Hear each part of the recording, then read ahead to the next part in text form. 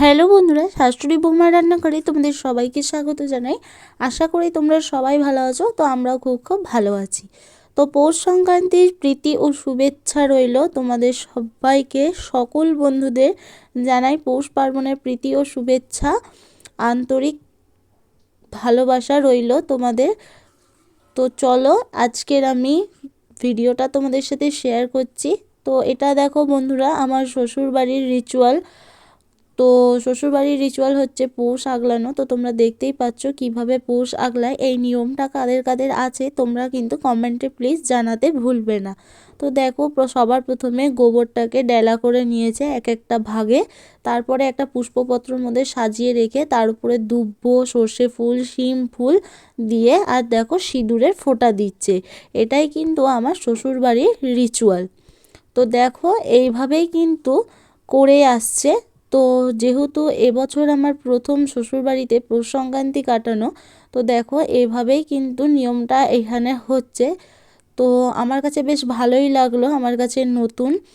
তো তোমাদেরও যাদের এরকম নিয়ম আছে পৌষ আগলানো, তারা কিন্তু আমাকে কমেন্টে জানাবে। তারপরে উপর দিয়ে দেখলে গাঁদা ফুল দিয়ে দিয়েছে।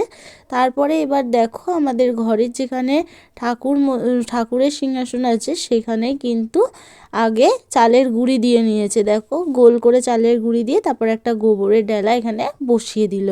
এইভাবেই কিন্তু প্রত্যেকটা জায়গায় কিন্তু দিয়ে নেবে। তারপরে দেখো ঘরের দুয়ারের সামনে ওরকম চালের গুঁড়ি দিয়ে আর গোবরের একটা ডেলা নিয়ে বসিয়ে দিচ্ছে। এইভাবেই প্রত্যেকটা দুয়ারে দিয়ে নেবে। তো সবার প্রথমে বলে রাখি, আমার চ্যানেলে যারা নতুন তো প্লিজ চ্যানেলটিকে সাবস্ক্রাইব করে পাশে থাকা বেল আইকনটি প্রেস করে দিও। তারপরে দেখো আমাদের যে মা মনসার মন্দির রয়েছে ঠাকুরতলায়, সেখানেও কিন্তু সেম একইভাবেই কিন্তু দিয়ে নিচ্ছে। ঘরের চৌকাটে, তারপরে ঠাকুরতলায়, আমাদের বাড়ির সামনে যে বড় উঠোন রয়েছে সেখানেও কিন্তু সেম একইভাবে দিয়ে নিচ্ছে। এইটাই হচ্ছে পৌষ আগলানোর রিচুয়াল। তো বেশ ভালোই লাগলো বন্ধুরা এই নিয়মটা।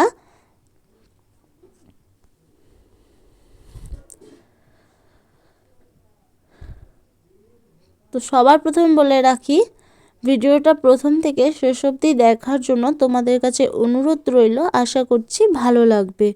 তো দেখো এরকমভাবে কিন্তু দেখো বাড়ির উঠোনে দেওয়া হয়ে গেল, এবার চৌকাঠের সামনে দেওয়া হয়ে গেল, তারপর বাইরের গেটের সামনেও কিন্তু দিয়ে নিচ্ছে। তো আর বন্ধুরা তোমাদের আর কাদের কি নিয়ম আছে এই পৌষ পার্বণে, তো তোমরা কিন্তু আমাকে কমেন্টে জানাতে পারো। তো দেখো এইভাবে কিন্তু হয়ে গেল পৌষ আগলানোর নিয়মটা। তারপরে এবার ঘরে এসে শাক বাজিয়ে নেবে, তাহলে কিন্তু এইভাবে রিচুয়ালটা সম্পূর্ণ হয়ে গেল। তো দেখতেই পাচ্ছ এখানে শাশুড়ি মা শাক বাজিয়ে নিচ্ছে।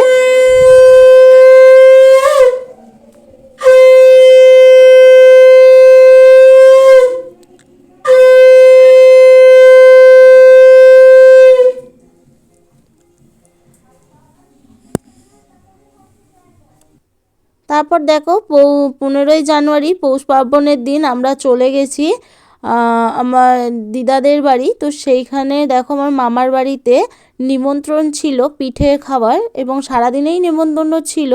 তো তারপরে এখানে দেখো সারাদিনে খাওয়া দাওয়া হয়ে যাওয়ার পর আজকে আমাদের মামার বাড়িতে লক্ষ্মী গণেশের পুজো হয়েছিল বন্ধুরা। পৌষ সংক্রান্তির সময় পুজো হয় পৌষ পার্বণের। তো দেখো পুজো হয়েছে, তারপরে দুপুরে খাওয়া দাওয়া করে তারপরে দেখো সবাই মিলে পিঠে বানাতে বসে গেছে। ওখানে তো দিদুন দেখতেই পেলে চালের গুঁড়িটাকে গরম জল দিয়ে মেখে নিয়েছে, নারকেলের পুরটাকেও বানিয়ে নিয়েছে খুব সুন্দর করে। তারপরে এখানে দেখো আমার মা বানাচ্ছে পিঠে। তারপরে এখানে শাশুড়ি মাও বানাতে বসে গেছে, ওখানে মাসি দিদুন সবাই মিলে পিঠে বানাতে বসে গেছে সপরিবারে। তো দেখতেই পাচ্ছ। তো সবাই একটু হাই হ্যালো করে দিচ্ছে ভিডিওতে। তো আমার মা একটু লজ্জা পায়, সেই জন্য কিন্তু ক্যামেরার সামনে আসতে চায় না। তো দেখো আজকে যা হোক তোমাদের দিকে একটু হলেও তাকিয়েছে। তো তারপরে দেখো এইভাবেই কিন্তু এক এক করে পিঠেগুলো সবাই মিলে বানিয়ে নিচ্ছে এক একটা ডিজাইনে। আমাকে দেখাও তো। বাপের বাড়ি এসেছি পিঠে খেতে, পিঠে তৈরি হচ্ছে।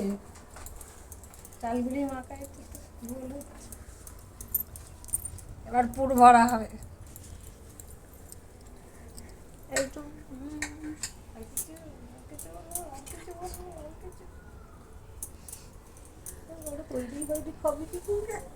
মেয়ে এসেছে, সবার জন্য পরিবারের পিঠে বানাচ্ছি।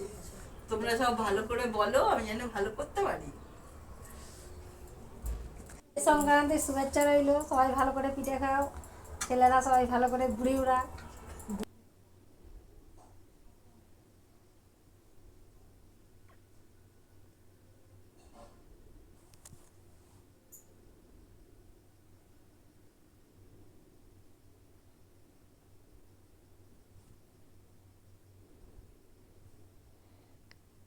তারপরে দেখো এখানে আমার মা বানিয়ে নিচ্ছে ডালের পিঠে।